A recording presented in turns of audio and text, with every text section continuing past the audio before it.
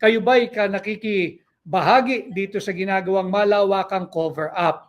Meron pa po tayong isang nabasang pahayag na kaya daw po may mga blanco. Ito'y talagang absurd.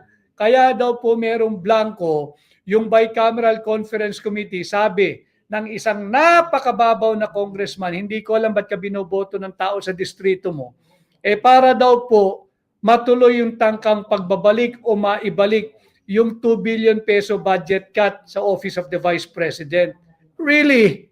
Paano mo may babalik yun? Bantay sarado ninyo ng mga tulisang katulad mo ang House of Representatives. Paano may babalik yun? Bantay sarado ang mga tulisang mambabatas diyan sa Vice Cam. Kaya nga nyo ini-scam. Kaya nga ninyo binubudol patuloy ang sambayan ng Pilipino. Ito ho ay dapat nating pag-usapan at naglabas na rin